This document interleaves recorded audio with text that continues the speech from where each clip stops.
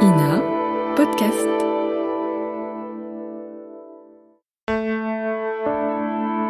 Ina Podcast.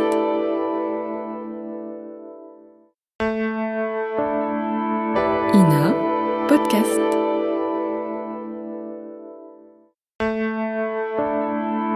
Ina Podcast.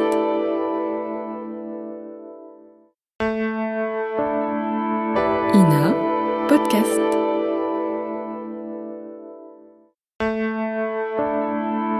Ina Podcast.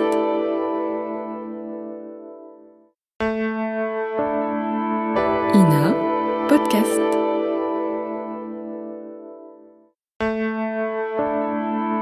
Ina Podcast.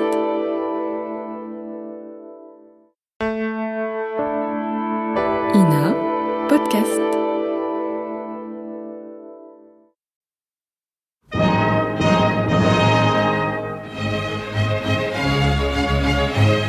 Bon baiser de partout.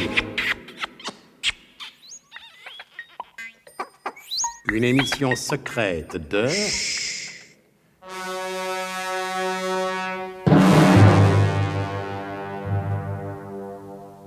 Donc, les deux abominables personnages, Zorbeck Legras et Willem Fermtag, ont mis leur projet à exécution en procédant à l'enlèvement de Mademoiselle Truscott. Oui, l'action, ou plutôt la mauvaise action, se passe en 1783. Il n'est pas inutile de le rappeler. Mais vous le faites à chaque épisode. Mais il y a toujours des distraits, mon cher. Il a peut-être raison. Retrouvons le colonel.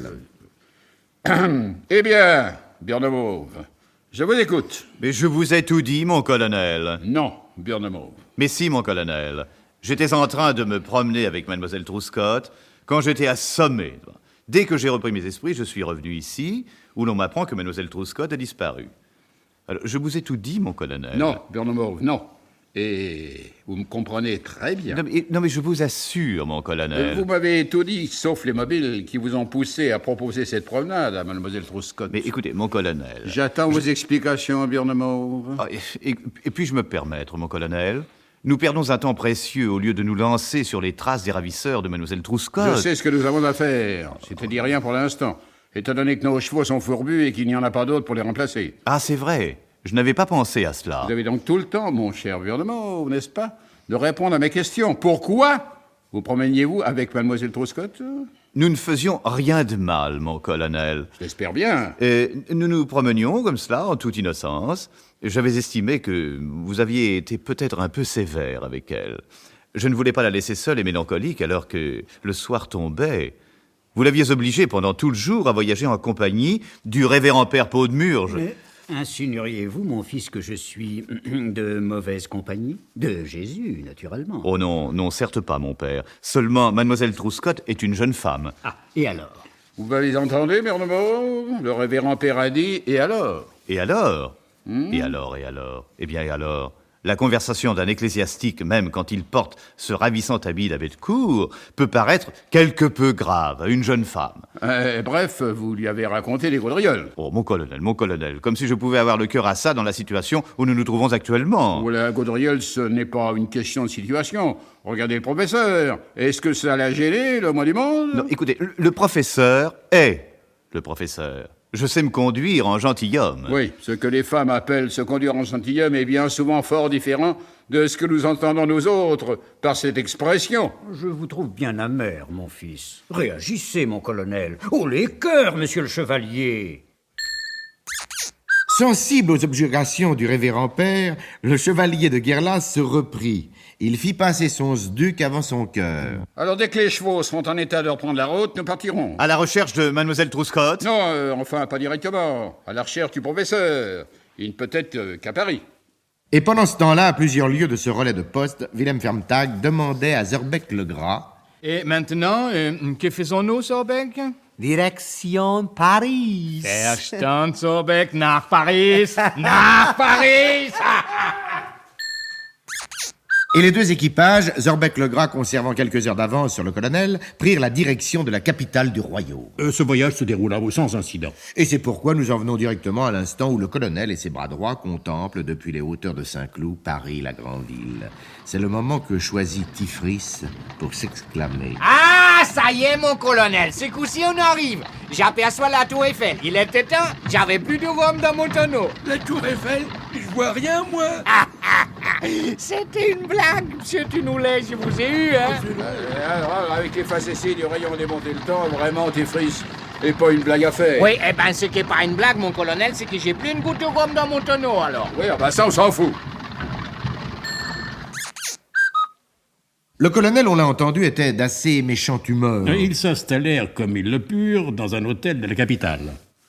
Dès demain, il faudra trouver une maison convenable et relativement isolée. Il y a trop peu de temps que nous vivons dans ce siècle et nos manières pourraient attirer l'attention.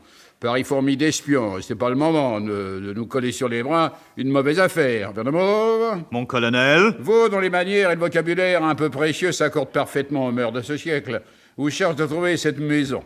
Faites-vous accompagner par le révérend Père Paudemurge, si vous le désirez. On ne demande pas mieux que de vous donner un petit coup de main, mon colonel. Pas vrai, Raphaël? Officiel, Zul, on ne demande pas mieux. Oui, vous resterez ici. Bouclé jusqu'à nouvel ordre. Vous feriez immédiatement repérer. Oh, il n'y avait pas que des gens distingués au XVIIIe siècle. Pas vrai, Raphaël? Officiel, Zul. Il y en avait même qui étaient vastement pas distingués. Les frères Fauderche se suffit comme ça, hein?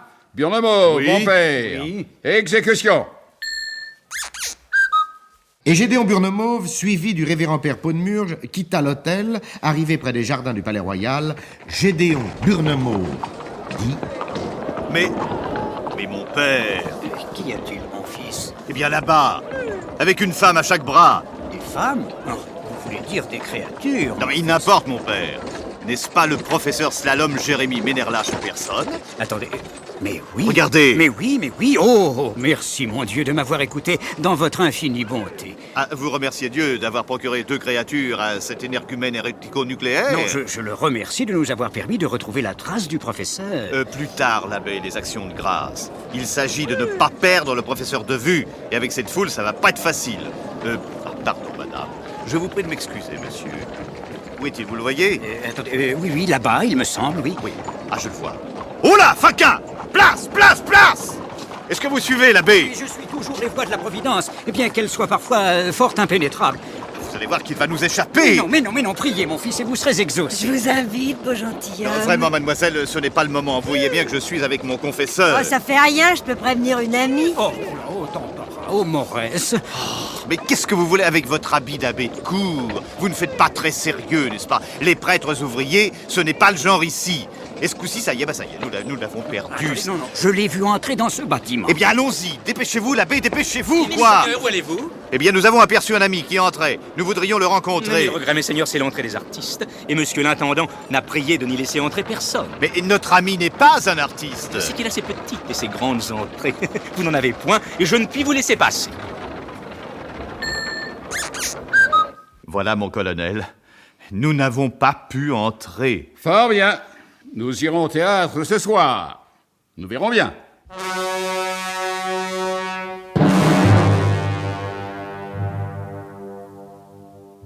Dans cette foule des jardins du Palais Royal, Gédéon Burnemauve et le révérend père Paudemurge ont-ils bien vu le professeur Slalom Jérémie Ménerlache? Ah, quelle cruelle méprise ce serait. Pour le savoir, nous vous invitons plus que jamais à suivre attentivement les prochains épisodes de notre grand feuilleton d'espionnage, de suspense et de rétrospective involontaire. Bon baiser de partout.